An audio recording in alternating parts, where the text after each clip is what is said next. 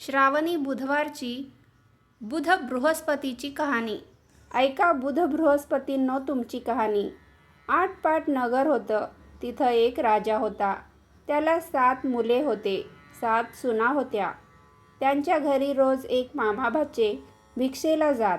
राजाच्या सुना आमचे हात रिकामे आहेत म्हणून सांगत. असे पुष्कळ दिवस गेल्यावर त्यांस दरिद्र आलं. सर्वांचे हात रिकामे झाले.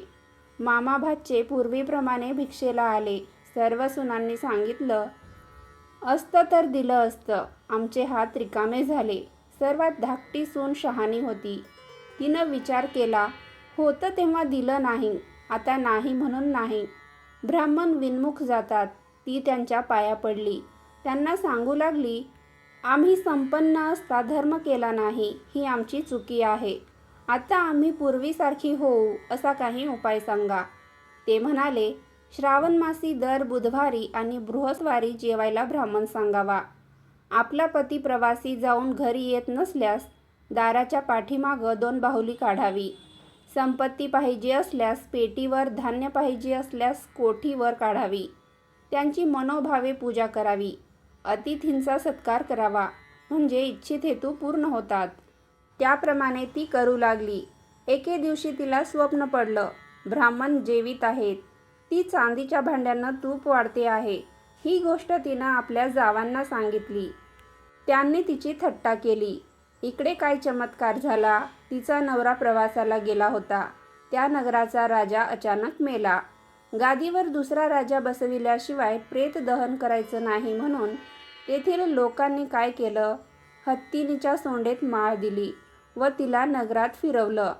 ज्याच्या गळ्यात माळ घालील त्याला राज्याभिषेक होईल अशी दौंडी पिटविली. हत्तीनीनं ह्या बाईच्या नवऱ्याच्या गळ्यात माळ घातली. मंडळींनी त्याला हाकलून दिलं. पुन्हा हत्तीन फिरविली. पुन्हा त्याच्याच गळ्यात माळ घातली. याप्रमाणे 3दा झालं. पुढं त्यालाच राज्याभिषेक केला. नंतर त्यानं आपल्या माणसांची चौकशी केली. तेव्हा ती अन्न करून देशोधडीस लागल्याची खबर समजली.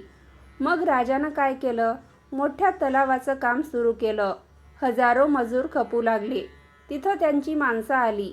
राजानं आपली बायको ओळखली. मनामध्ये संतोष झाला. तिनं बुध बृहस्पतीच्या व्रताची व स्वप्नाची हकीकत कळविली. देवानं देणगी दिली. पण जावांनी थट्टा केली. राजानं ती गोष्ट मनात ठेवली. ब्राह्मण भोजनाचा थाट केला. हिच्या हातात चांदीचं भांडं दिलं.